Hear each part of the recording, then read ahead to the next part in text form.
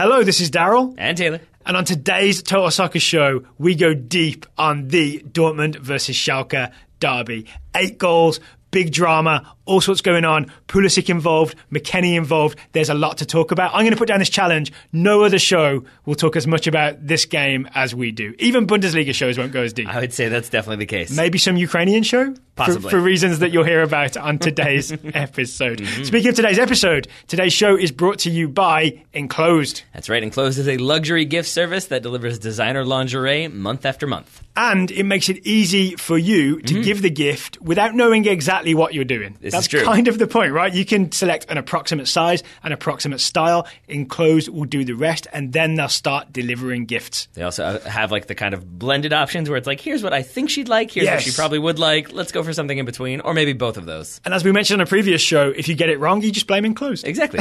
It's a very foolproof plan. If you'd like to try it out, you can get $20 off your order with the promo code SOCCER. Just go to enclosedlingerie.com and use the promo code SOCCER at checkout.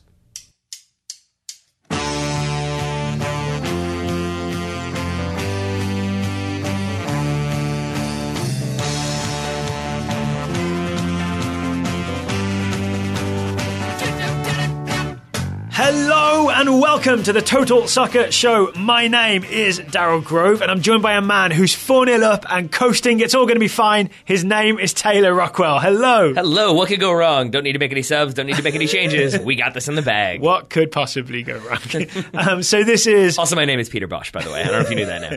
This is our thumbs up, thumbs down review of all the weekend action that we saw. Mm-hmm. We normally start with the Premier League. Emphasis on what we saw. Yeah, I think there is a thing where people expect us to cover every game. Mm-hmm. Like, I know, so to name a podcast at random, we'll say Guardian Football Weekly. Yeah. But they have like many people on the show and they're each assigned a game to cover. Yep. We are but 2 people with 6 eyes between us because I wear glasses.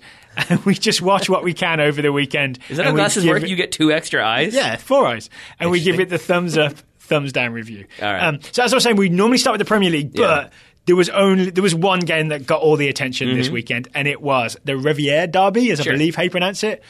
Dortmund hosting Schalke. Dortmund 4-0 up at half-time. Spoiler alert, 4-4 by full-time. Schalke came back in the second half. And the big talking point coming into this one, at least from our perspective, was that it was Christian Pulisic with Borussia Dortmund versus Weston McKennie for Schalke. Oh, I thought it was Yarmolenko versus Kolotnianka. The same thing for Ukraine, basically. Yeah. So we talked about this off air, right? The thing we were doing in watching like our 2 stars, Ukrainians were probably doing the exact same thing watching this game. Yeah, I'm looking at the flags next to the players' names to see if there were any other ones. There were not. So we'll stick with those 2. So I didn't watch this game live. I watched I saw what happened after the fact. I watched half this game live. Yeah, you told me that you turned it off at 4-1, right? But so I looked. No, I turned it off when Naldo's goal in the second half was disallowed. Oh, so you didn't. And I was kind of like, That's outstanding work. But so I saw this and I was like, whoa, 4-4, that's crazy. Then I saw that Pulisic and McKennie both started, and I was like, oh, that's really exciting. Mm-hmm. Then I didn't see either one of them on the score sheet or getting assists. Then I saw McKennie subbed out in the 33rd minute and texted you and said, oh, I assume he was injured. And you said in all caps, nope. So for the record, in case anyone's tempted to turn this podcast off, we did go back and watch the full thing in deep, deep detail, as we do. Thanks to Fox Soccer Match Pass. Thumbs up to that. Thumbs up and to the rewind fast forward option. Yes. Hit that key, it goes 10 seconds. Yeah, so they've updated it so you didn't have it to click and we thought it had gone, but yeah, you can just arrow it. You can arrow back and forth. It's beautiful things. Shall we start with then the performance of the Americans before we get into the sort of the bigger game? Sure. Would you like to start with the, I was going to say with the winner or the loser. Yeah. But let's start with Weston McKennie. Sure. So he was, as Dortmund were 4-0 up, Schalke were 4-0 down, Weston McKennie was subbed out in the 33rd minute, along with Frankie De Santo.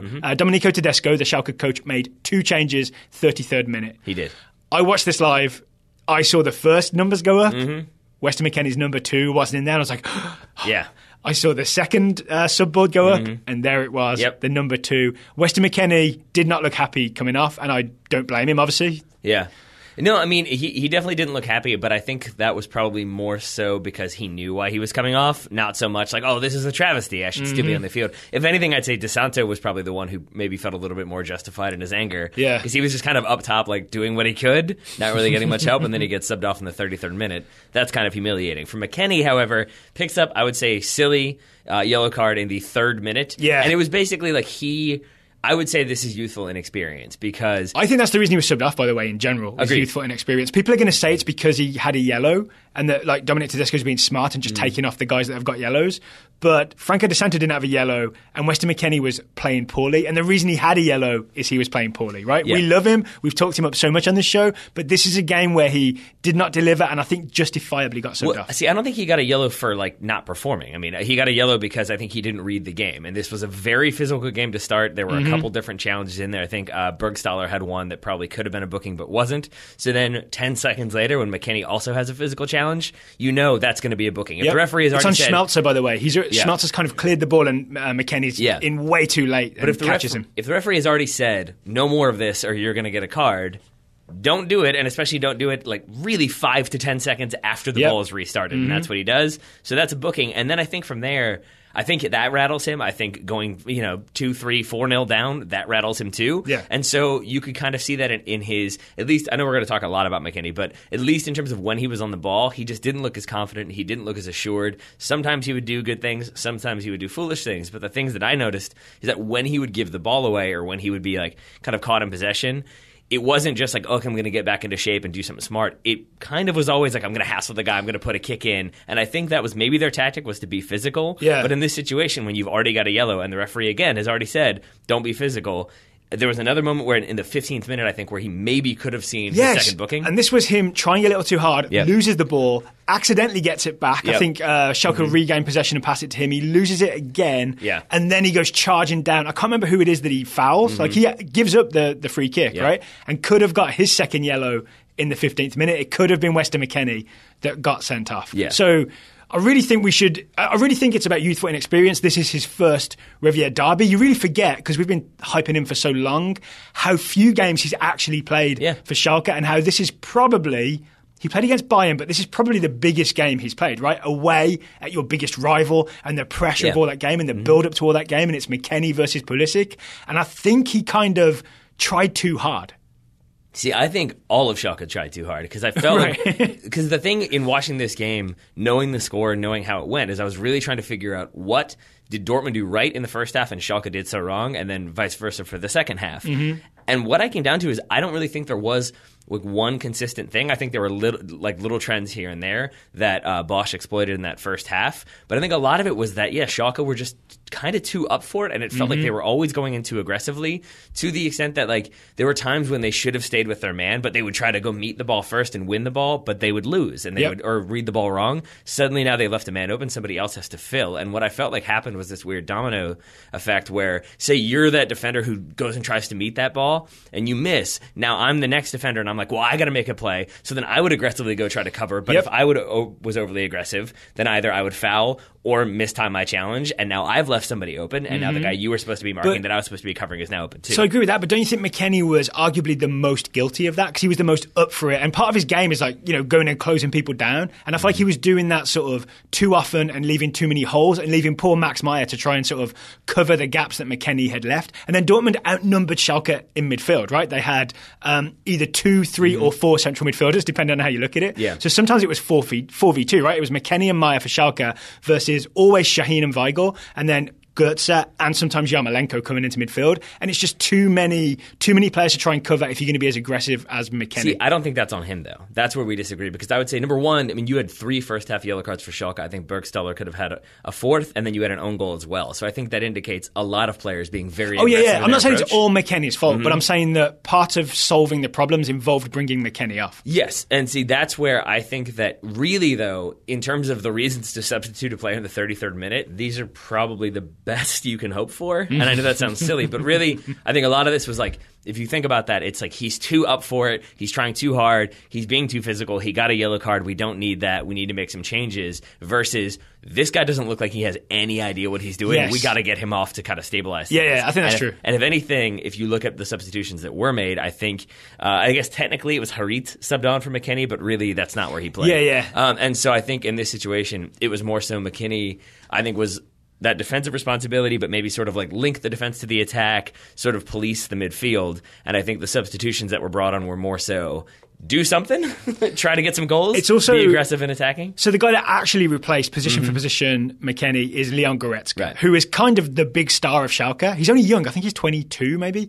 But he's been out with an injury for a while and he's like slowly working his way back in. So it's probably more like, well, this is going terribly. We need to get our star man back on the field. And Leon Goretzka really did make a huge difference. He was a lot better than McKennie at getting open. He was a lot calmer on the ball than Weston McKennie, from what I saw.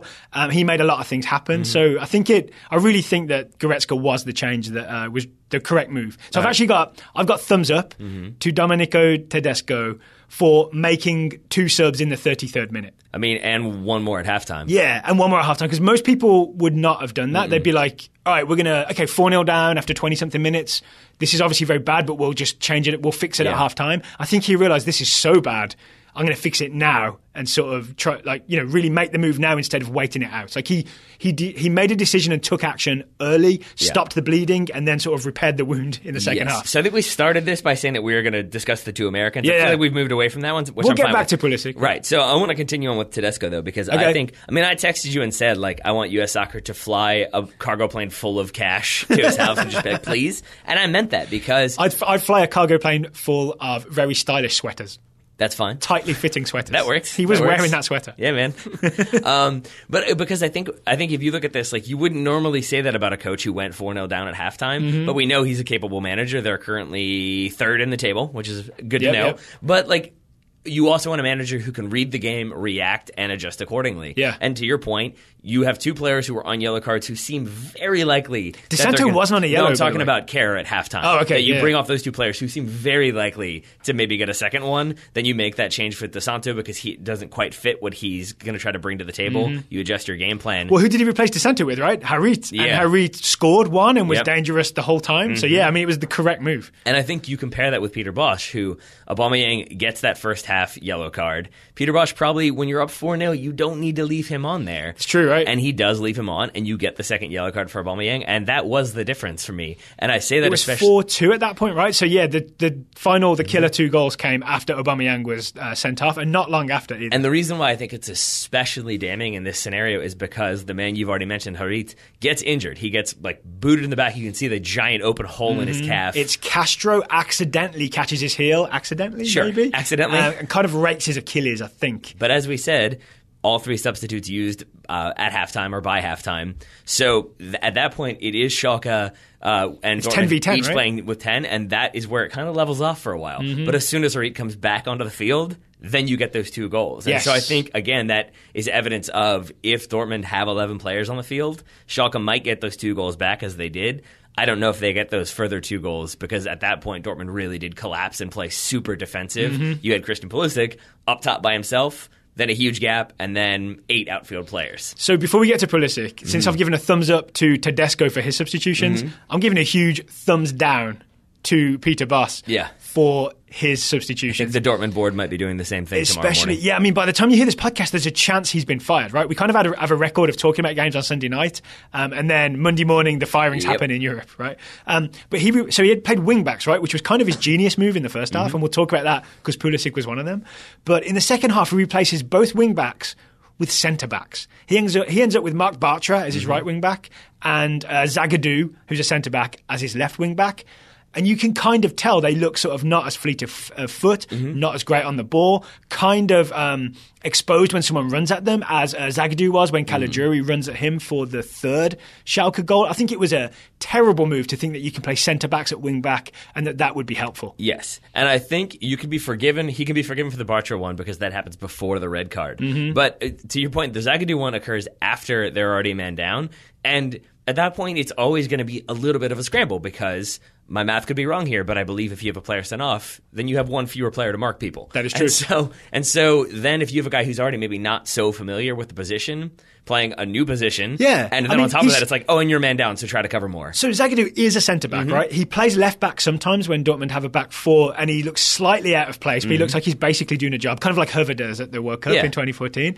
But left wing-back is a real big ask for an 18-year-old centre-back? Yeah. Come on. And maybe at that point, it's Peter Bosz Bosz saying, never mind, don't play left wing back, play left back. But it's a lot of adjusting on the fly that then brings about further chaos and further instability in the team. And I think, again, that speaks to Peter Bosz not quite having a grasp of it. And you could see that even just in the few times they would cut to him. He had that sort of like, uh-oh. There's a lot of frantic arm gestures as well, which were not helpful. Yes, and just very angry sort of like, this is your fault, not mine. Right, yeah, it did seem like he was blaming the players for collapsing. Yeah. Whereas Tedesco, you really saw, it was a real contrast, right? You saw him sort of looking, not pleased, obviously, at 4-0 down, but sort of calm, like almost just thinking through the math problem and solving it in his head. Calm is a word. I would say I didn't see him look very calm. No, okay, but there wasn't like a lot of frantic arm gestures. It was mostly like... I would say there were frantic arm gestures after every single goal. And I think, again, that speaks volumes. That number one, obviously, you're going to say, like, get back, let's keep going. Yeah, but I think the one that I was really like, oh, okay, was after the fourth goal. It's equalizer, 7 minutes of extra time. I think they scored in the second or third minute of I want to say time 94th. That also is a possibility. But... even after they score the equalizer, he's still waving him back. Like, he wants that win. He sensed blood in the water. I don't know if he could smell blood in the water. Depends what type of animal you are. Indeed.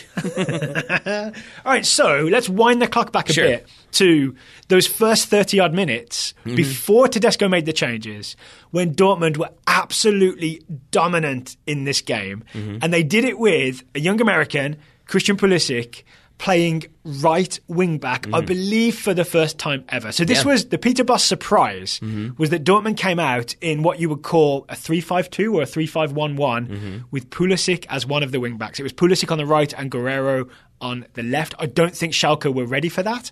What did we make of Pulisic's performance as a right wing back? With one eye on maybe, if the US ever goes wing backs, he could fill that role. Yeah, I think DeAndre Yedlin would probably like a word, but more on him later. We'll talk about him later. To be honest, I didn't feel like it was that different from a usual Pulisic performance. I felt like we saw him. Really? I think especially because, at least in that first half, it's when they're 4-0 up, and it's a lot of like him very attacking, him very wide, him spreading the field, sometimes coming inside, but mostly doing a good job of pulling people out of position to create space for Dortmund players coming through the middle. So he also... he pulled himself wide a lot because he really did do a very disciplined job of sticking on that right wing. And isn't there, I think it's the first goal, it's a Pulisic ball across the box, right? It's an overhit cross from Aubameyang that goes to Pulisic and he one-times it back. Is that not a pass to Pulisic? No. Oh, okay.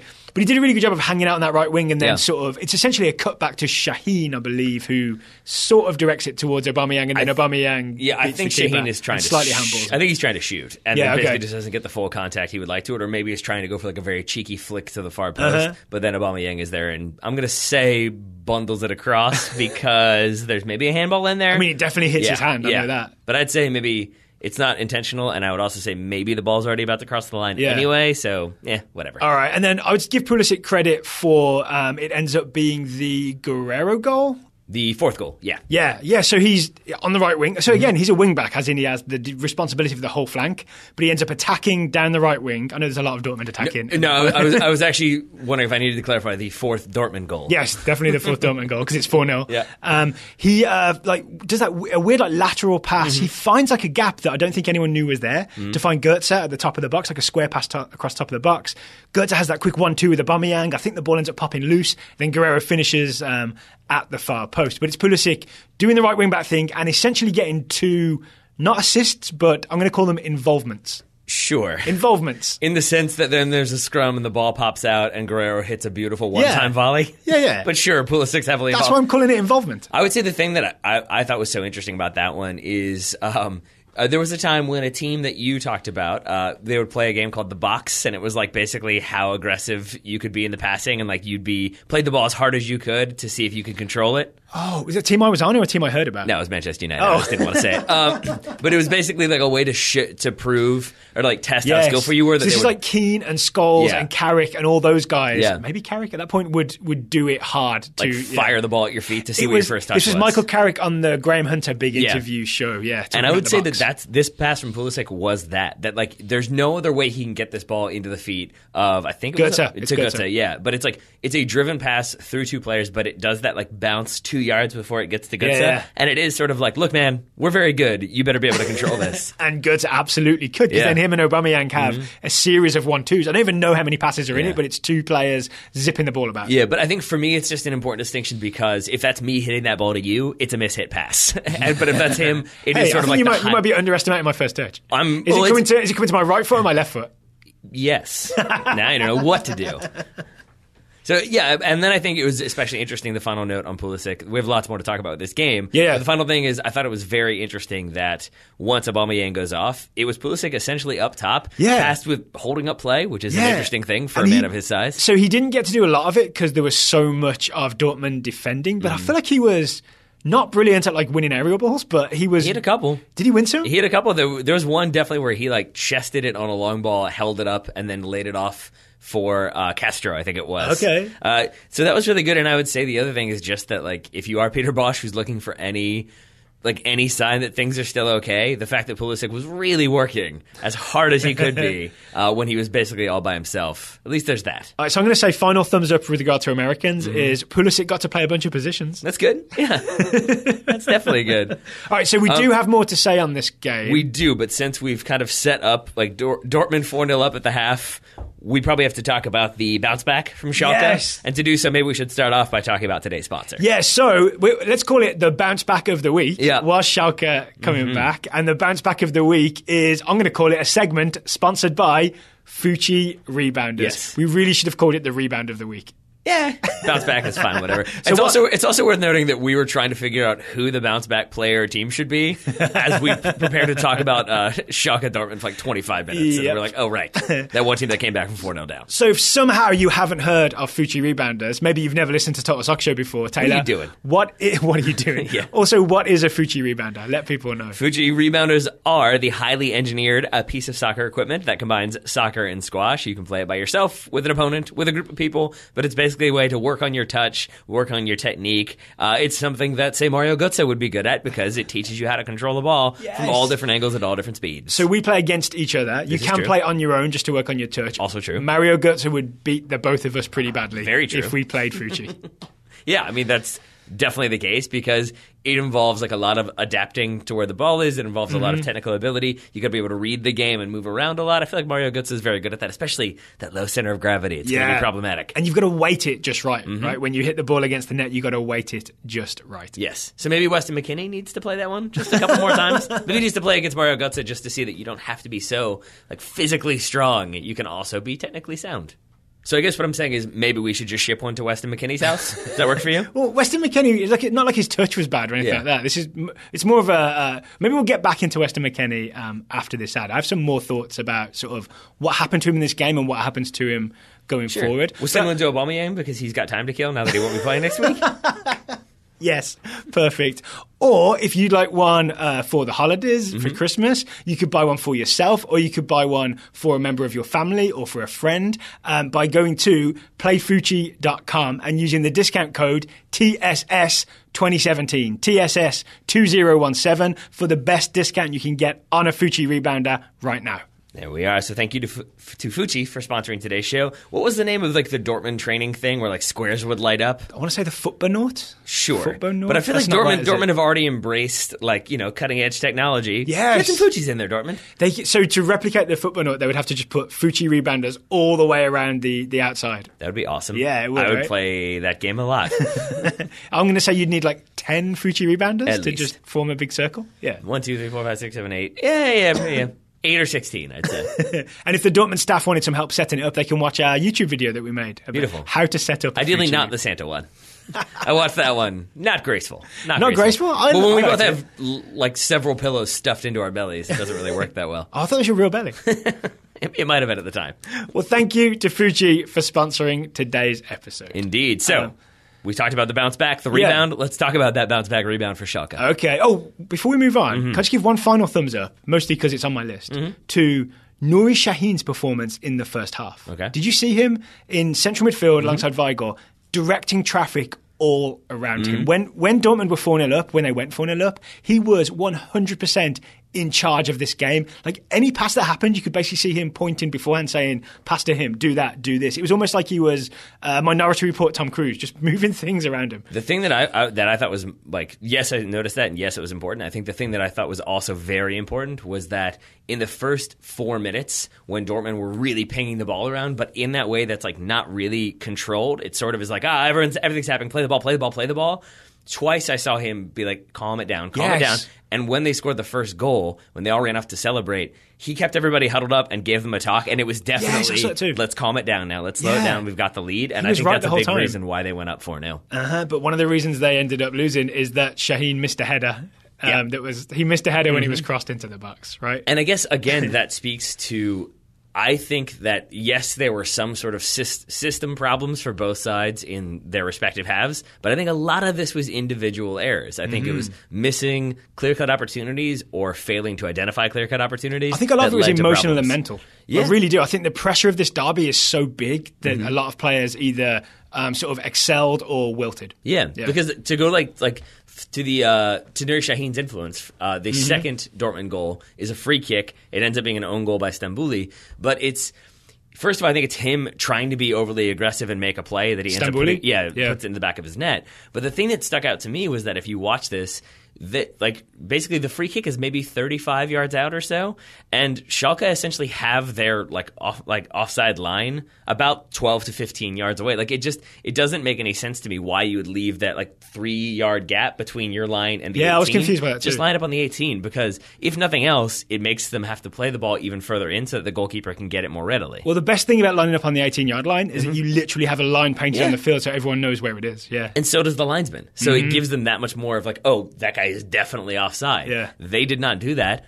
Dortmund did that, and that's why Naldo's goal was correctly ruled offside, because they're sitting on the 18. Yep. You can clearly see his head poking past. It's going to be flagged, or at least it's going to be caught on VAR, which this was. All right.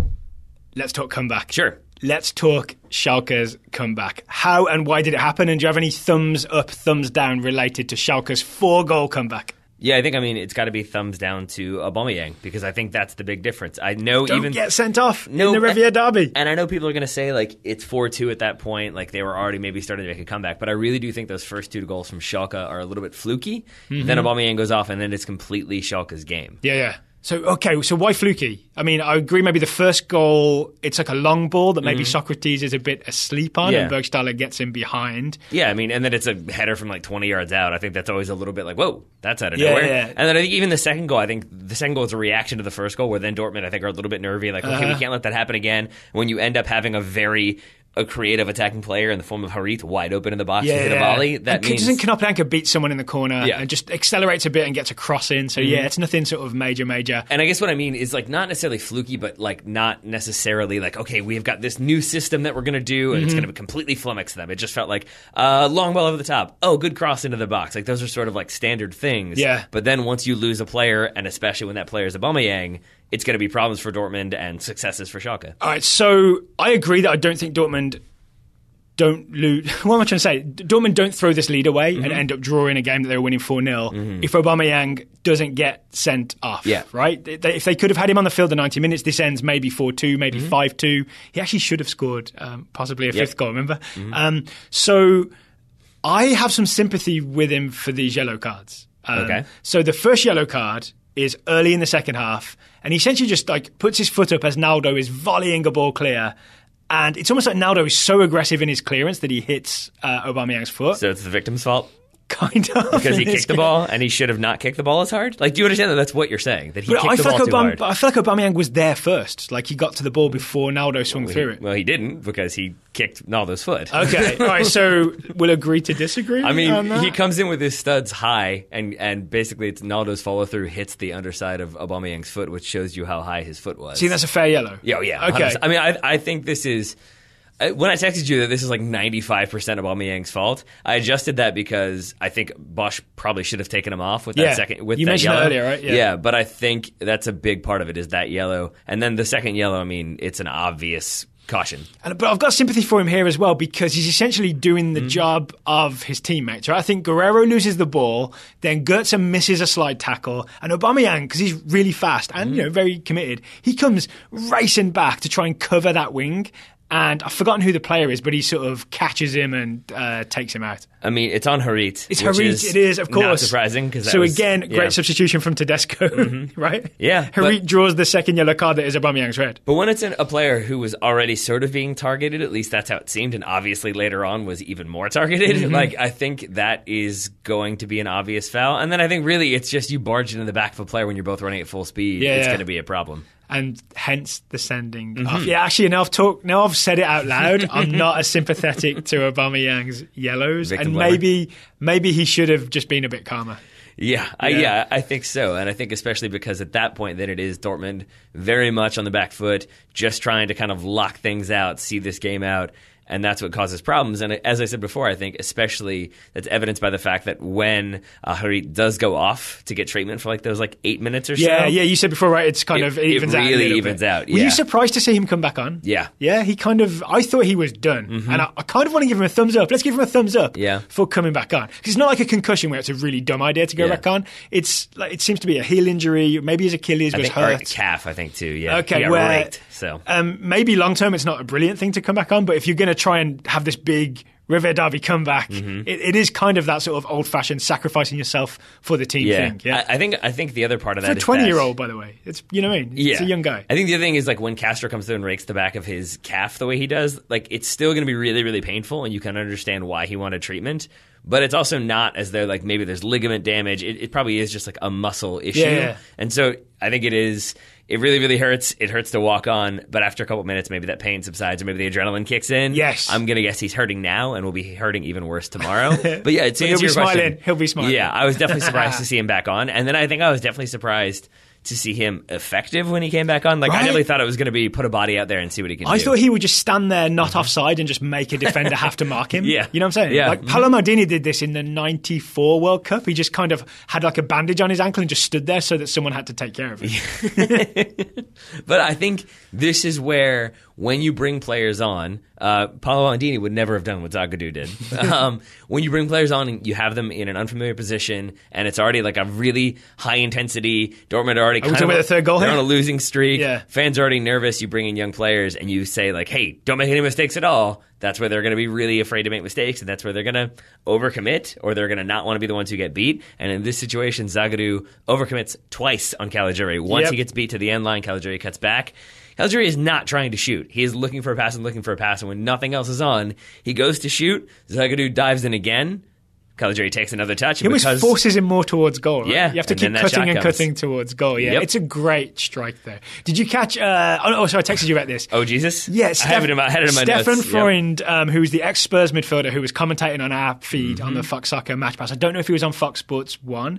He was not. Stu Holden was. He's an ex-Schalke player, but also more an ex-Dortmund player. Yep. And he just straight up blasphemed on the broadcast when Caligiuri scored. I think equally telling was when Dortmund scored their third. I think he was what a wonderful game of football. Goals, goals, goals. He was definitely okay with Dortmund scoring, less so with Schalke scoring. All right, so at this point it's 4-3, right? Then the board goes up, 7 minutes. Let's talk about Naldo's goal. Sure. Because there's a hero in this. Oh, yeah. It is Naldo because Naldo scores the header, but there's a man that makes this happen. And his name... Not all heroes wear capes, Daryl Grove. His name... Some heroes... take Weston McKenney out of the game. This is true. His name is Leon Goretzka, the man who subbed in for Weston McKenney, showed what I want to call his sort of big game now. Remember, this is the guy that kind of took over the Confederations Cup in the summer. Right. I'm giving Goretzka full credit for allowing Naldo the space to meet this ball. As am I. As I texted you. Yeah. I mean, it's basically Naldo's in the center of the 18, right around the penalty spot, waiting for the corner to come in. Marked by Zagadou. Oh, no, Zagadou's kind of at fault for 2 goals here. Yeah, no. I mean, and in this situation, then Goretzka is further away. He's being marked by Mark Bartra. He basically makes a run towards the ball. I think it's 75% trying to make a play on the ball, 25% maybe I'll free up some space. But in that run, he basically goes between Naldo and Zagadou. Bartra follows suit, so suddenly 3 players into him, right? have taken away space, and that leaves Naldo wide open to hit a Jan Koller-esque header. It was powerful. So, do we put any blame on Zagadou here? Because I watched this sort of slow-mo close-up thing. He is fully focused on Naldo. He is 100% doing his job. And there's an argument that Goretzka and or his teammate Bartra kind of foul him or knock him out of the way. I think I put a little bit of blame on him only because like you can see the whites of his eyes when they're setting up. Like you can see that he is definitely like, don't mess up, don't mess up, don't mess up. He could not be less focused. No, and when you're thinking... he could not be more focused. He could not be more focused. He could not be more focused on not making a mistake. And that's the thing is like when your brain is all like, don't make a mistake, don't make a mistake. Like it's the same thing as thinking like, don't think of the color blue.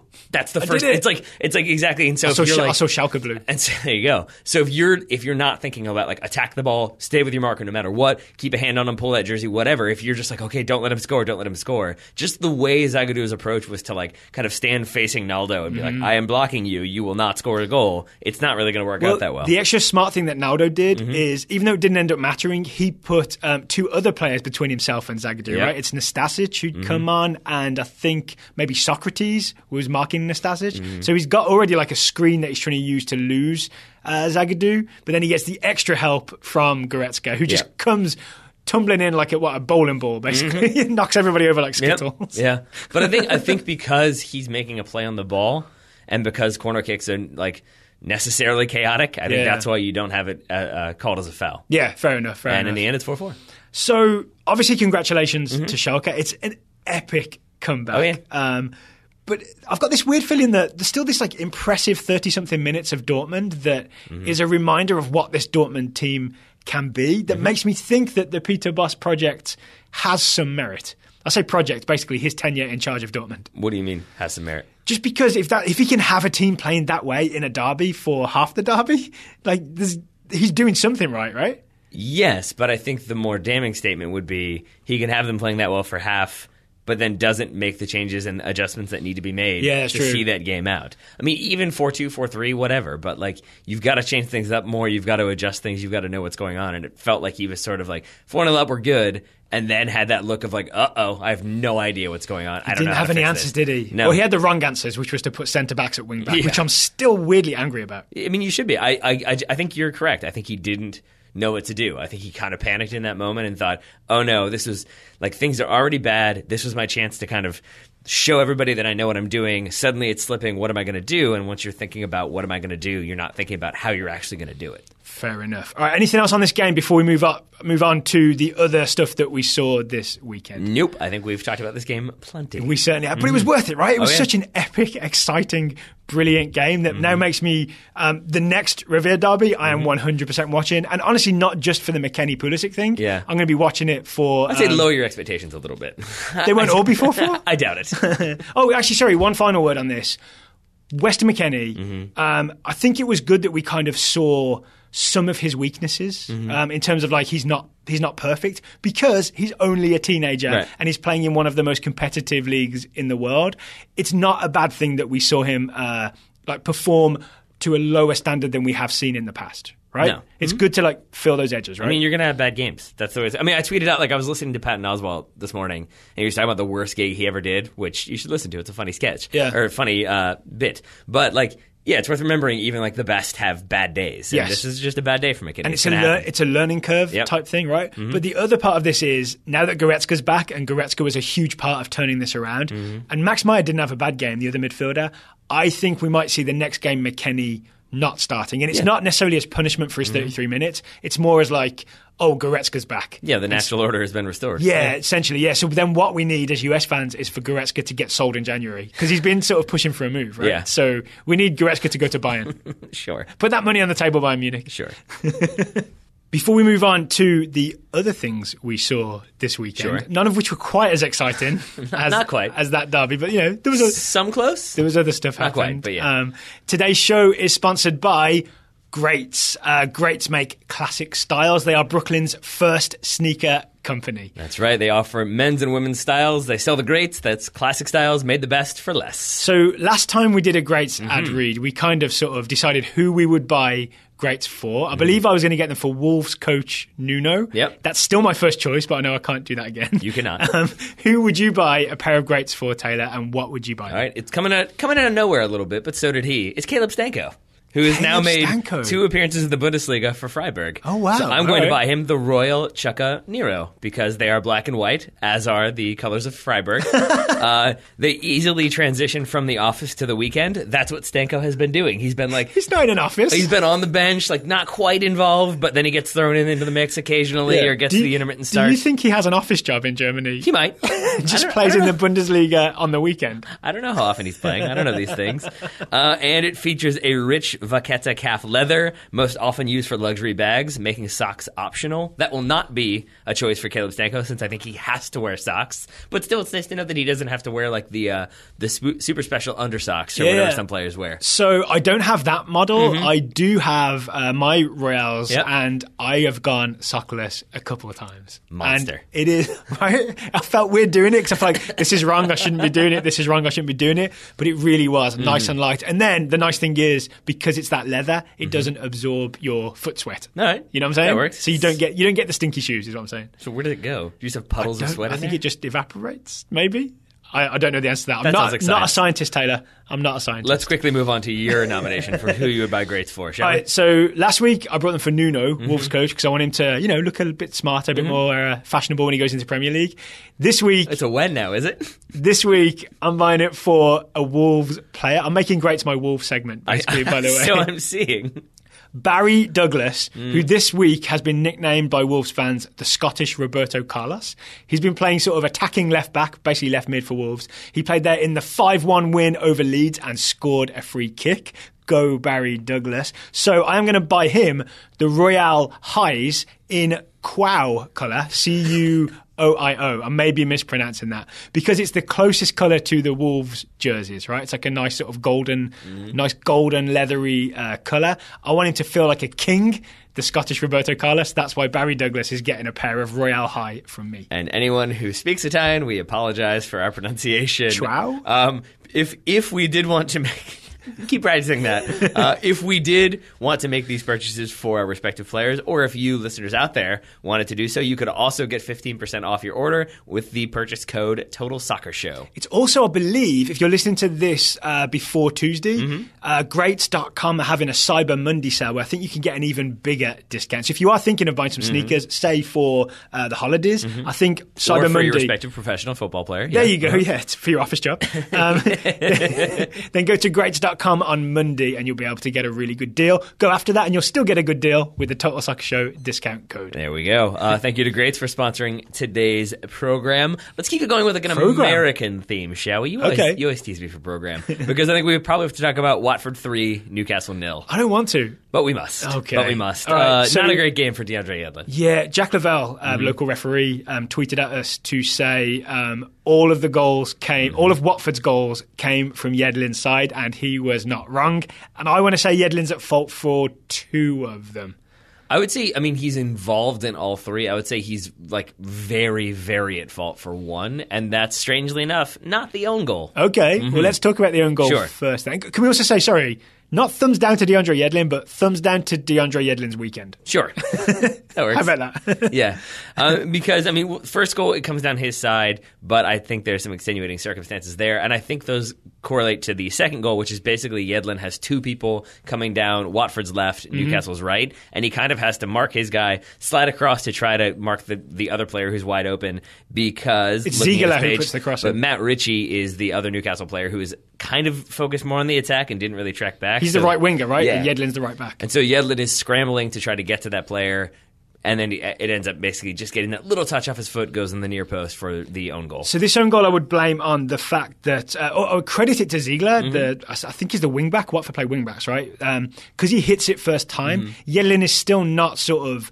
properly square to him. He's still sort of running, he's not running backwards, but he's running towards his own end line, essentially. So he's got that weird body shape so that when it hits him, it can deflect, it can bank it off him, essentially, into the goal. But I genuinely think that's just unlucky. Yeah, right? I agree. I also think if you go back and watch even just the highlights of this game, the first highlight you'll see is Matt Ritchie shooting from inside the first couple minutes. And I think it was really close. Like, I think everybody in Newcastle thought he had scored. And it did make me wonder if maybe he was like, that's it, I'm getting a goal today no matter what, and ended up staying way too high and not helping defensively. So, quick note on Yedlin, playing for Benitez at Newcastle. I think what Benitez has got him doing, and the whole back four doing, is staying really tight. Like, they almost sort of, Yedlin doesn't get to go that wide. He has to be part of the back four that's really compact. And then if your right mid then is like gone wandering or doesn't help, then suddenly you're super exposed, because either you aren't out there to defend or you have to sprint out there to defend, and you're in all sorts of trouble. That's what happened to Yedlin on the own goal. Yes, and so for those first two goals, I would say like other people shoulder some of the responsibility. Certainly Yedlin is definitely responsible. And I would say that's the case for the third goal as well. I think this one just looks so much worse because it's such a lack of effort from DeAndre Yedlin. Yeah,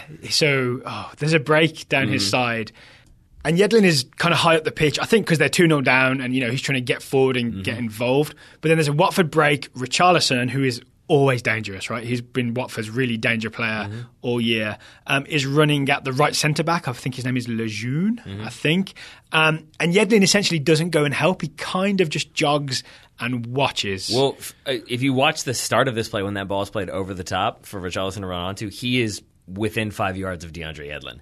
Like, they're next to each other. DeAndre Yedlin just does not track. In a way that when I first saw this, I thought somebody had said, like, no, you stay, I'll go get him. Like, that is how little he tries to get back and help defensively. And in the end, Lejeune goes up against... Sorry, Lejeune is trying to defend Richarlison. Richarlison kind of cuts back inside and gets it in low, and Andre Gray scores. If Yedlin had come back, they could have double-teamed Richarlison. Yeah. But Yedlin doesn't come back. And we know he's much, much faster. That's the one thing we've always known about Yedlin, is that he is super fast, way faster than he is jogging back and not helping. It was really sort of disheartening to see. I can only assume he's kind of demoralised and exhausted. Which is not great. I mean, if you're demoralised at 2-0 down, it's not like you're getting like throttled 7-0. So you expect a little bit more effort. But hopefully it was just a one-off. Oh, okay. Let's hope so. Let's hope so. I have got a show planned later this week with someone who's been watching all the US eligible fullbacks. So I'm going to have kind of a fullback, future of fullbacks and current fullback depth chart type show for you on Thursday. Took it to you, Taylor, and to listeners everywhere. All right. You got any more thumbs? I mean, I've got several. We're going to do. All right, let's do it fast because we went long on the River Derby. So let's I'm going to say thumbs down to Daniele De Rossi in Roma's 1-1 draw with Genoa. He's marking Gianluca Lapadula on a corner. He shoves Lapadula, then pulls his jersey back, then slaps him in the face, and then dives and pretends that he was the one who got hit in the face. Referee not sold. Red card to Daniele De Rossi. But I think he also gets thumbs down. Not just for hitting a player in the face, but then also like diving and pretending like he was hurt. Does he have like a vacation planned for the next 2-3 weeks? I don't know what he was doing. But Daniele De Rossi is not a man, like not a guy with like a reputation for like being soft and like trying to feign injury. Yeah. He's a guy who punches people and then is like, yeah, I did that. So it was very weird to see. Thumbs down for a variety of reasons. Thumbs down to the cheating aspect of it, right? All right, let's get happier then. Sure. Thumbs up to Alex Oxlade-Chamberlain, who got an assist in Liverpool's 1-1 draw with Chelsea. The Ox poked the ball through for Mohamed Salah's goal for Liverpool to take the lead. I believe the Ox has already done something. Didn't he score in Liverpool's big win over Maribor? He's already done something. No, but it's been a rough start for him at Liverpool. I think he got a goal in that massive win over Maribor, which kind of didn't count. But a proper assist in a big game from Oxlade-Chamberlain, who was part of Liverpool's front three. Well, thumbs up to the Ox. Now that he's finally playing central midfield, he's getting all the positioning he wants. To be fair, okay, so he's not playing central midfield, but I mean, he was playing like, on the right of a front three. That's a lot more fun than right back. He was trying to get out of the right wing back situation he was in at Arsenal. Yeah, two other quick things on this one. You mentioned Mohamed Salah. He scores the opener for Liverpool. Doesn't celebrate. I know it's been widely covered since then, but just in case you missed it, it was not because he's a former Chelsea player. It was to honor the victims of the terror attack in Egypt. Yes. That's why he chose not to celebrate. So clarification there. And then I want to say thumbs up to Willian for scoring the greatest goal in human history. Oh, I've got thumbs down to Willian for being a big liar. So if you haven't seen this, Willian definitely is crossing to the far post for Morata. Willian would disagree. Overhits it, it goes in. Yep. In a post-match interview, he says, it was a shot, it was beautiful. Some people ask, you want to cross or you want to shoot? I said shoot, of course. Too much quality. Yeah. I haven't seen the video of this. I assume he's kind of smirking when he says I will say knows, right? He is not a native speaker, obviously, so the He's been in London a long time. Glee with which you said that, it was much more of like, it was a shot. Like, it was just much more subdued. But have you seen it? There's a little bit of a smile at the end. Okay, so he knows, right? Yeah. He knows. I think he'd only recently come off the bench as well. That right? sounds familiar? Yeah, because I do know this. Those Chelsea players have travelled all over the place, right? Yeah, they were in Baku and then back, and they got this game, and they played last week, and so I think I heard on Football Weekly Yeah. from The Guardian that there was like an anecdote that Michy Batshuayi had tweeted something along the lines of like, "Congrats on the wins, guys! Enjoy your 72 hours rest." 72-hour flight. I think is what he said. All right, what else you got, Taylor? I'm gonna go happy. I'm gonna say thumbs up to Jonathan Gonzalez and Monterrey. Yes. 4-1 victory over Atlas. I After believe a that makes it 2-1 win in the first leg. You beat me. I was gonna say like 17-2 on aggregate. Yeah, 6-2. 2-1. Yeah, but I mean, he wasn't like heavily involved in any of the goals, but I think also since he's the number 6, you wouldn't really expect him to be. That said, he certainly plays a role. Okay, so in the 4-1 win, he wasn't heavily involved in any of the goals, but we saw a lot of the classic Jonathan Gonzalez play, right? Yes. Where he holds his position at number 6, like defensive midfield, but doesn't just stand there. He's kind of constantly on his toes, looking to close things down, keeps winning things, keeps playing nice little passes. They beat Atlas 4-1 on the day. They go through to the Liga MX semi-finals, so we'll be following that. I've become kind of a Monterrey fan for Liga MX. Yeah. The first leg, which happened Thanksgiving evening, we haven't really talked about. Gonzalez gets a great sort of secondary assist. He plays a beautiful sort of, I think it's a weird sort of bending over the top ball for It's like a half scoop, half volley, half flick. And there's something about right. the way 150%. his foot like waggles after he's done it in the way that sort of like Beckham's foot used to do after he put those weird crosses in that had a weird whip on them. I'm not saying he's the new Beckham, but I'm saying there's something very special about this. You're not pass. saying he's the new Beckham, but you're not saying he's the new Beckham. Exactly. Very different position. Very different position. But it's the assist before the assist for the goal that put Monterrey 2-0 up on the night. There we go. He also, you'll find on our Facebook page, there's a great moment.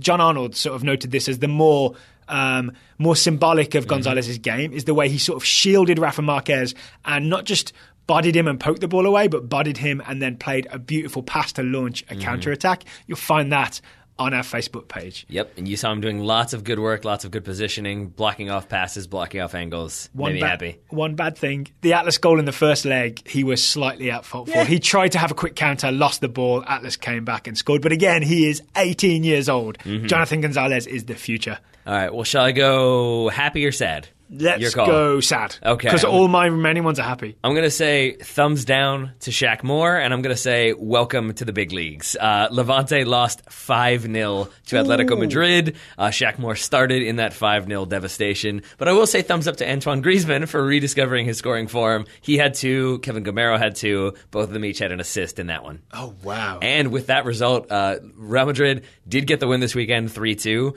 But because of goal difference, I think Atletico jumped them. So Real Madrid now 4th in La Liga. All right. Yeah. So not where they planned to be. Valencia 2nd, Barca on top of the table. After that 1-1 draw. Since we're talking Barca, thumbs down to the lack of goal line technology in Spain, right? That Messi goal was 100% over the line, but thumbs up to Messi for bringing it back. So this is Valencia hosting Barcelona. Valencia are 1-0 up. It's like the 82nd minute. Messi's had that goal ruled out earlier on. He plays a beautiful ball over the top for Jordi Alba. It's still a great finish from Alba, but it's kind of hard not to focus on Leo Messi. Perfectly lofted ball over the top to get the equaliser. Valencia 1, Barcelona 1, and Messi's got a big new contract. Yes, he does. I'm sure just for that reason. Yeah, well, he got it beforehand. So it's nice that he's not doing like a give me the big contract and then I'll take my foot off the gas kind of thing. No, but it does make you wonder if maybe all of those stories linking him with the move to Man City might have been leaked by, say, his agent, possibly? Although I don't even know if Messi has an agent. He might be one of those. And he said there's a buyout clause in his contract now, which is super high. It's like 680 million or something. Sorry, that's not an accurate number, but it's in that region. It's like someone could pay 11 it, billion. But they'd be crazy.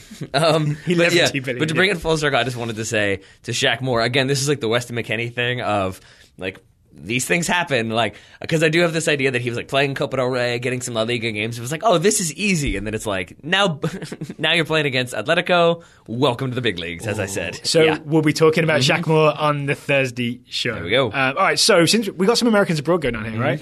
How about a happy story? Sure. Matt Miazga It was 0-0, Vitesse versus Den Haag, I believe. Matt Miazga in the 87th minute scores what I'm going to call the winner, because it ends up being 2-0, but it's the first goal, so it's the winner, right? Guess what type of goal it was? Was it a header? It was a header off a corner. Yeah. It absolutely was. But the man I'm going to call Big Matt Miazga muscles his way in and heads it home. Was like another Chelsea player on loan involved? Because I think Probably. that's probably Actually, 3/4 of the Vitesse squad. I didn't get good enough footage Just to know yes, who it's crossed fine. it. Yes. The answer is yes. In fact, to the extent that I was going to say, was a Chelsea player on loan involved, until I remembered that Matt Miazga himself was a Chelsea player on loan. Kind of forgot that one. What else you got? My final one is a thumbs up to... I didn't know where they were going. Raheem Sterling. Raheem Sterling! Yeah, you talked earlier about, I think it was Jonathan Gonzalez, who just keeps doing things. Raheem Sterling keeps doing things in the form of creating goals and scoring goals. Yeah, and even when it hits weird body parts, Yes. there's no accident, right? No. Because Raheem Sterling is making it happen for Man City. He definitely sets that play up. It's the winning goal for Man City. It might have come off his... reproductive parts. There we go. And goes into the net. So, like, that maybe is a little bit fluky, but again, to your point, he puts himself in the position, and he really does kind of do the 1-2 that links that play up and makes that happen. But also, the equalizing goal, the Sergio Aguero penalty, Raheem Sterling earns by getting dragged down in the box. So both goals are the result of the effort of Raheem Sterling. Did we mention this was Man City Huddersfield, and Huddersfield were leading at half time? Someone was beating Man City, but then Raheem Sterling turned it around. If we didn't, we did now. All right, my final one that involves an American. Thumbs up to Bobby Wood for finding a new spot in the Hamburg team. I love that you're crediting Bobby Wood with this. So, well, no, but we really thought that the emergence of, I've forgotten his name, Jan Fette Up, 17-year-old, or at least an under-17 German striker, as Hamburg's new sort of starting centre-forward, meant that Bobby Wood was out, right? This game this weekend against Hoffenheim, which they end up winning 3-0, Bobby Wood starts essentially in the number 10 role. Yeah. This is a whole new world for Bobby Wood. He plays behind Jan Fette Up and doesn't have any assists necessarily, but does win the free kick that the second goal comes from. From what I saw of the highlights, looked perfectly acceptable. And I think he hit the post. Actually, no, he had a great moment when he hit the post. He did. Yes. He also had a very clear-cut opportunity that was scored to him like about 8 yards out. That is true. Right that at the goalkeeper. But I honestly thought he was going to be riding the bench for a long time. So to find his way back into the team, thumbs up. Don't spoil it for me. I mean, no, but like really genuinely, given where he was and given the way things have been looking for him, it is definitely a step up. But on top of that, one of the things we've heard and seen ourselves is that it's a lot of him being up top, not getting any service. This, I think, maybe is designed to get him and other attackers more involved in the game, and I think that showed. Actually, we did see, because we kind of flicked through the 90 minutes of it, we did see a lot of him receiving the ball and kind of driving at people. So maybe that's what he's better off doing rather than just standing up top and waiting for service that doesn't come. Like a phoenix from the ashes, Daryl Grove. Isn't it a phoenix from the flames? That too. No, it's from the ashes. Oh, okay. After the fire's over, the phoenix rises. You are correct. Maybe from the flames, I'm not sure. Who knows anymore? All right, I've got a final one. Thumbs up to the honesty and insight from Rio Ferdinand, Frank Lampard, and Steven Gerrard. All right. So there's an interview on BT Sport where essentially Ferdinand and Lampard talk about the golden generation of England and how they didn't win anything. And one of the reasons they sort of suggest might be part of it is the example of Ferdinand and Lampard's friendship. So you sort of indulged me with this story about England. Of course. So Ferdinand and Lampard came up together at West Ham, right? They're roughly the same age. They said from the ages of 16 to 21, they were best buds. They roomed together. They sort of talked about soccer all the time, did everything together. Then Lampard goes to Chelsea. Ferdinand goes to Leeds and then Man United. And he said they essentially stopped talking. Like not in a sort of I'm not talking to you kind of way, but just a deliberate accidental type drifting apart.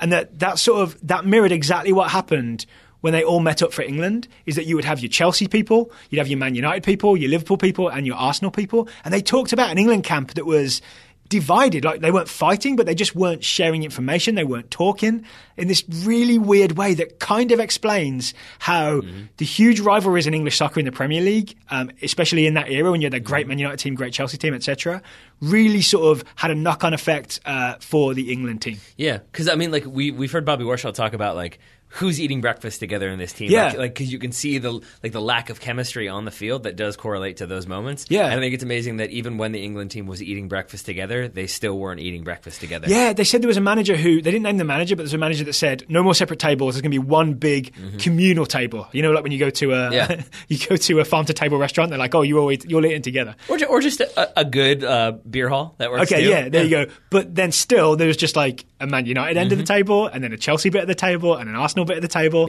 and so on. And apparently this just went on absolutely forever. Yeah. And Frank Lampard made the brilliant point, forgive me if I'm going on, but this is like mind-blowing to me, this insight, that one of the reasons that maybe the England team isn't as successful is if you play for Brazil or Argentina, those players are scattered everywhere, and you can get a little bit of homesickness, right? So when you meet up for national team duty, it's like a homecoming. You're with your compatriots. It's like, oh, these guys again. This is great. And there's no like obvious rivalries where they're all playing for Man United versus Chelsea. They're all over the place, right? But with England, there's not that because everyone's in England and everyone's playing for the sort of some of the big teams. Yeah. So I don't know, just to get some insight into what happened with that team that should have been so good. It was mind-blowing for me. It's weird to me, though, that, like, because it does seem like that could still be there, that, like, two Brazilians, one who plays for Chelsea, one who plays for Man City, going back, like, there could be that awkwardness of not wanting to talk about their club game, but it just It's feels... only two of them then, right? Instead of... Well, there's Fernandinho and No, Jesus. but that's a good point, that it is, like, limited numbers. But it also, like, maybe this is just playing to, like, Brazilian stereotypes, but I also have this idea in my head of, like, that's not as important when you're with the national team, that it's like, yeah, it's great, I don't care what you're doing with the club team. Whereas, like, I have this idea of, like, the England team just sitting around and being very, like, awkward and be like, so, what are you guys doing on the training ground? And then, like, not wanting to talk about it because Ferguson will put them in the sin bin if they talk too much. And apparently everyone agreed that we just play a flat 4-4-2 and nothing invented. Exactly. which is what England rolled out for a good many years. I wish players would talk more about this stuff at the time, but Yes. obviously they can't. And that's why I'm giving it the thumbs up, is because you don't sort of you don't get to hear this stuff very often, right? So I would encourage you to watch that. It's like a 9-minute interview type studio setting. I would encourage anyone who's interested in the failure of that England Golden Generation team to give it a watch. It does feel to me sometimes like it's like the arbitrariness of a choose your own adventure novel, where it's like, oh, you chose to talk about like what's going on in the England locker room, your club team has fired you. Like, what? How did that happen? Why? Like, there is that weird minefield of being a professional athlete that I cannot speak to, but I can say I've heard so many stories of like this player saying something that they shouldn't have said, or they get in trouble with the coach or the manager or the board or whatever. Because you reveal like their marking scheme or whatever. Exactly. So you've got to be like super aware, and that's why you end up getting these kind of very sanitized quotes from athletes who don't want to say too much, but know they have to say something. All right, so that was one golden generation. Let's move on to a second. I'm going to call this the golden generation of the Total Soccer Show Scouting Network. Sure. Kind of have to be because they're all coming through at the same time together. They probably won't all play on the same team. I mean, especially since summer 15 and summer 22. Yeah, I'd say so. All right, so you ready? We've got scouting reports from around the world. Start us off. with Georgia. Mike Spinelli scouting George Bello, the 15-year-old American left back for Atlanta. America, Georgia. Yeah. Bello was not in... Georgia Kankadze, Georgia. No.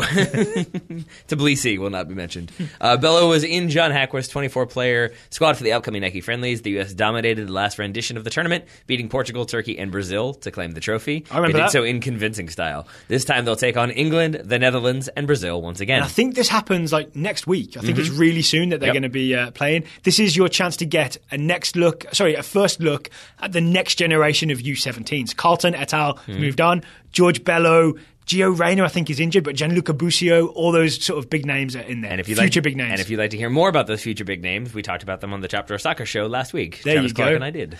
Rich Hunter is scouting Nathan Ake, the 22-year-old Dutch defender for Bournemouth. Ake went the distance in both of the Netherlands' most recent friendlies and was in several teams of the week for his superb play against Huddersfield. For Bournemouth. Okay, there you go. Tadito scouting Takefusa Kubo, 16-year-old Japanese midfielder for FC Tokyo. I'm guessing the season over because The Sun and other equally reputable outlets are reporting that PSG has been in contact with Kubo's representatives Don't do about it, Kubo. joining the club when he turns 18. Barcelona are still the favorites to sign Kubo due to his history and familiarity with the club. Oh, he was one of the type Ben Lederman type kids, was. right, who wasn't allowed to stay. So he may end up back there. You are indeed correct, sir. All right. David Friedlander is scouting Abel Ruiz, the 17-year-old Spanish striker for Barcelona B. Ruiz started up top in This is a Barca weird B's report, I'm just clash telling you that now. with Rayo Vallecano, who were sixth in the Segunda table. Ruiz was involved in several chances, but his biggest moment came in the 70th minute when he lost the ball, and the subsequent move led directly to Rayo's winner. Ruiz was substituted 3 minutes later, and to add insult to injury, was filmed crying on the bench. Oh, poor kid. Prior to the match, Barca B manager Gerard Lopez announced that Ruiz would be getting a short vacation, as he was the only Spanish player not to get to take off after the U17 World Cup. Yeah. A reminder, he's 16 or 17 years old. He's playing for Barcelona B in the Segunda division. Yeah. Not bad. Yeah, not bad at all. Marcus Goodrich There scouting... is crying in the Segunda division. Sure, on the bench. Scouting Shiloh Tracy, 19-year-old English right winger for Tottenham. This season, Tracy made the move from midfield to attack, primarily playing at right wing, but he's only found the back of the net once this season in a 4-3 win over Wimbledon in the EFL Cup. Likely as a result, Tracy and teammate Ryan Loft have been training with Southend United Shrimpers. That's a great name. Manager That's Phil... not the full name, right? No, it's Southend United. They're called the Shrimpers, yeah. Manager Phil Brown says they are not on trial, those two players, but it's been reported that both players will soon be featuring in the Shrimpers lineups. Lewis Graf is scouting Joshua Kimmich, the 22-year-old German right back at Bayern Munich. Kimmich had another good game as he played the full 90 against Anderlecht, putting in a great cross for Lewandowski's winning goal. He then went the full 90 this weekend as Bayern lost to Gladbach 2-1. Fabian Johnson's Gladbach to give them their full name. That is definitely the full title. That does make the Bundesliga a bit more interesting. Even if the Shrimpers aren't the Shrimpers. What? Makes the Bundesliga title race a bit more interesting, right? They're only 3 points clear at the top of the Bundesliga right now. Yeah, but kind of four because of goal difference. Yeah. Up next, Olaf Danelius, scouting Erdal Rakip, the 21-year-old Swedish midfielder from Malmo. For now, we'll see what happens next season. Okay. Rakip secured his 4th league title at the age of 21, which would be top 10 all-time if he was a club. So it seems like Swedish clubs don't tend to win too many times, or only a few do. It looks like 2017 was his breakthrough year as he went from squad player to every game starter, scoring 8 goals, which was the second most on the team. He was chosen for the Golden Body Paint photo shoot, which is a tradition where Sweden's biggest sports paper chooses a key player from the title-winning team for the next day's front page. I love Sweden. Rakip's contract is up at the end of the year, and he's been rumored to be moving to Serie A club Spal, S-P-A-L, but an extension seems to be the most likely option. Ben Sundstrom is scouting Joshua Pindath, the 15-year-old American defender at Ajax.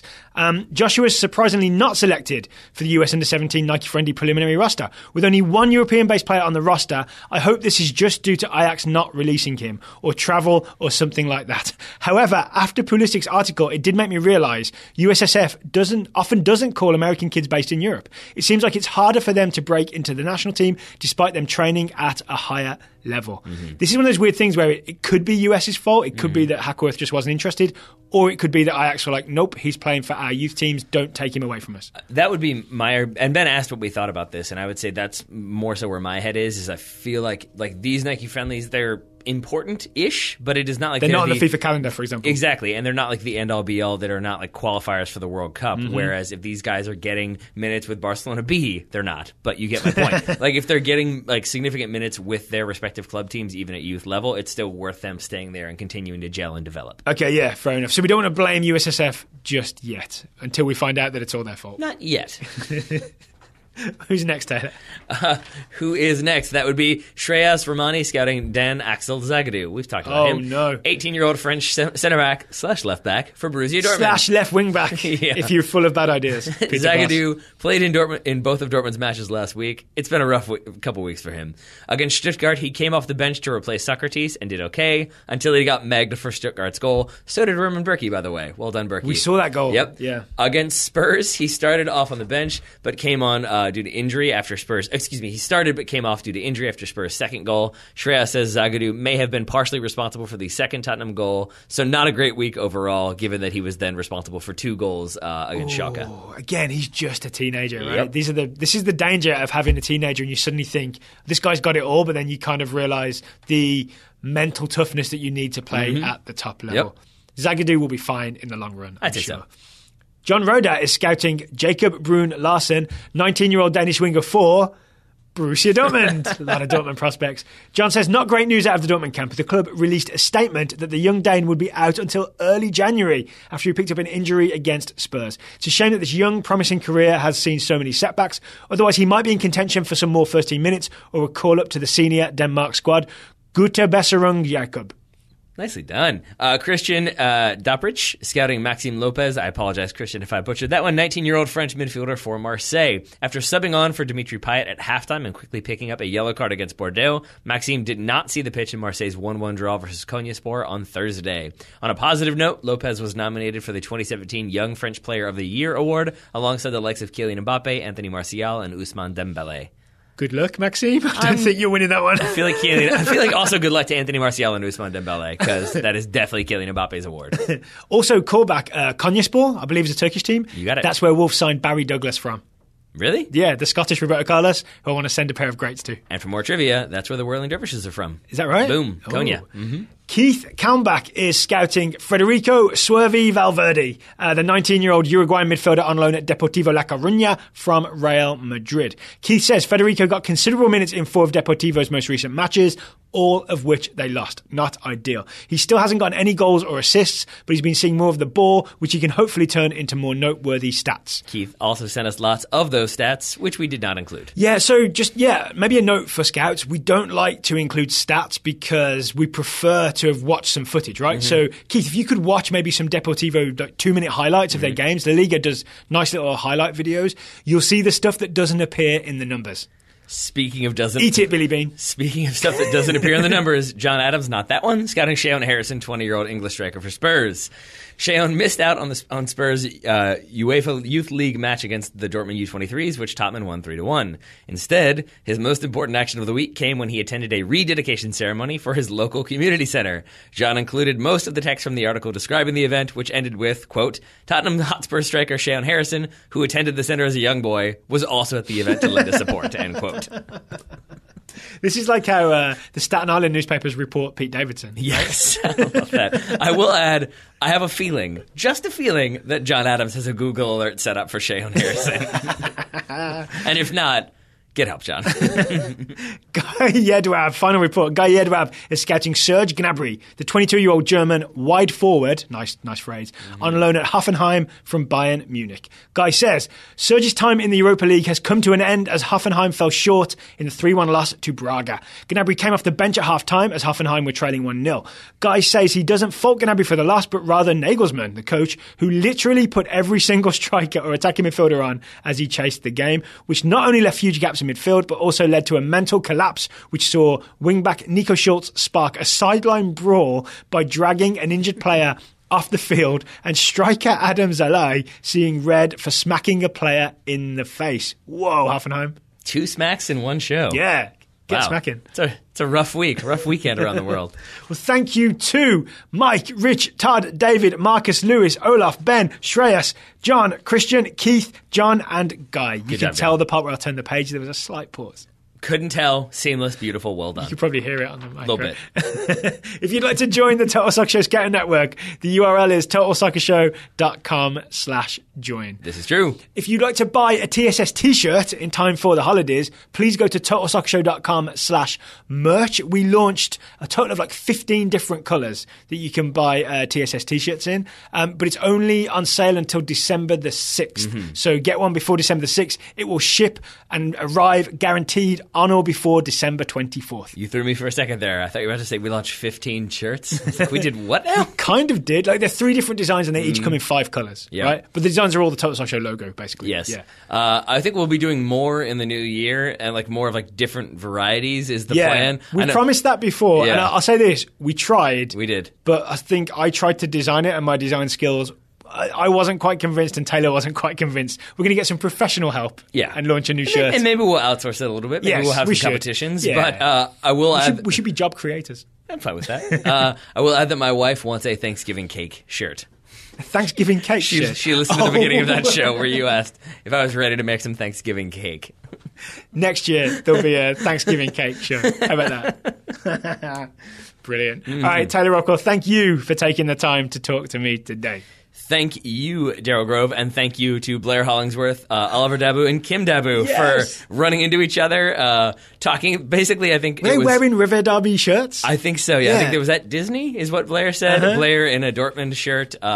Oliver, I think it was, in a Schalke jersey, and I believe they ended their conversation with "Play your kids." So how did they recognize each other? I think Blair just said he was like giving Oliver the eye because he was like wearing a Schalke jersey, and he was kind of like. I see. And then I think they just ended up chatting, and it all came together. Brilliant! Oh, that makes me so happy. That makes me so happy. And then I think Kim's comment was she said she wasn't wearing her Total Soccer Show shirt to really round out the look. Kim, you're forgiven.